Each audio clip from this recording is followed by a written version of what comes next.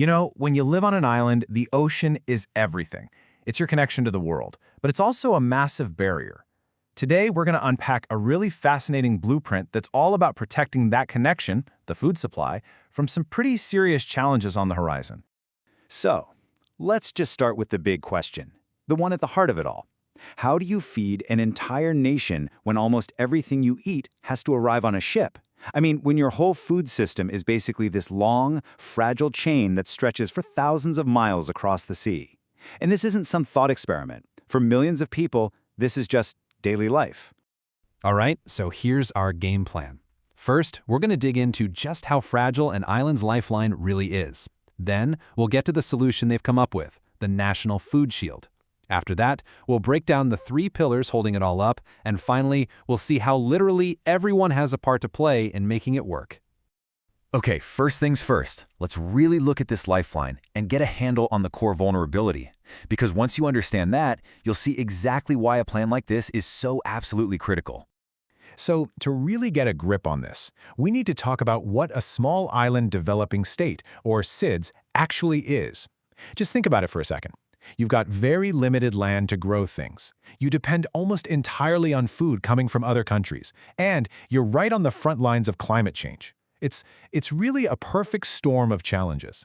Now the angle here, the whole point, is something called food security. And that doesn't just mean having enough food to eat today. No, it means everyone has reliable access to enough, safe, and nutritious food all the time. And like we just said, when your lifeline is a container ship thousands of miles away, well, that word reliable becomes everything. So you've got this fragile lifeline. How on earth do you protect it? Well, that brings us right to the solution, the National Food Shield. It's this comprehensive blueprint designed from the ground up to build resilience. The secret sauce here, the really brilliant part, is unity. This isn't just one department's pet project. The policy's real power comes from being a single, coordinated national framework. It's designed to get everybody, from the top levels of government right down to the local councils, all pulling in the same direction. It's really about breaking down those silos.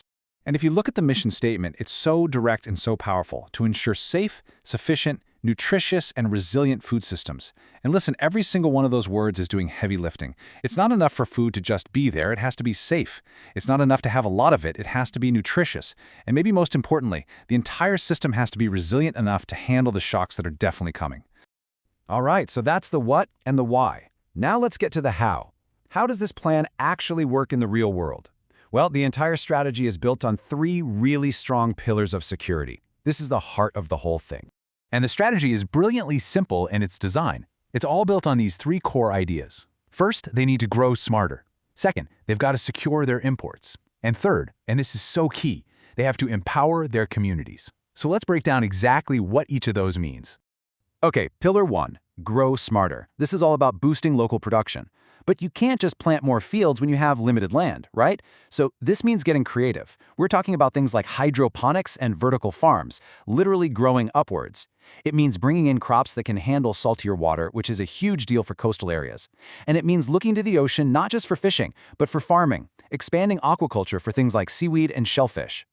Next up, Pillar 2, secure imports. Now, what's smart about this plan is that it's pragmatic. It knows that imports are still going to be necessary. So the goal is to make that lifeline stronger and way smarter. How do they do that? Well, first by having more than one country to buy from, so you're not in trouble if one has a problem. Second, by keeping a national stockpile of essential foods just in case. And third, by using tech to keep an eye on shipping risks and price spikes, so you're not just reacting to a crisis, you're actually ahead of it. And the final pillar, well, this is where it all comes together.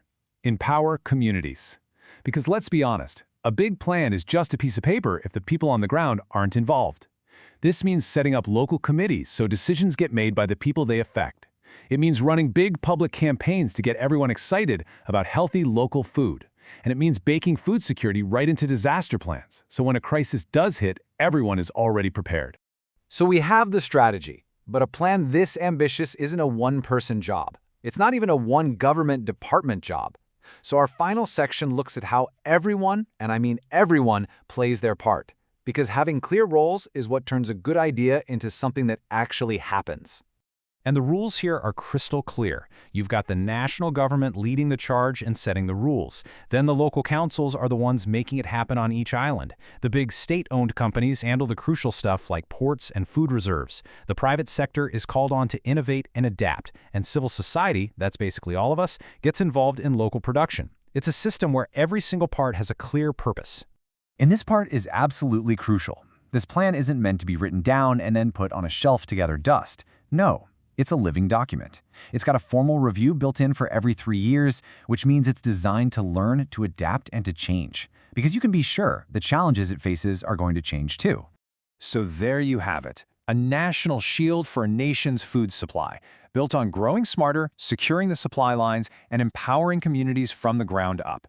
It is a powerful, thoughtful blueprint for resilience designed to protect an island's most vital lifeline. But it leaves us with one big question. In a world of rising seas and ever-growing uncertainty, will it be enough?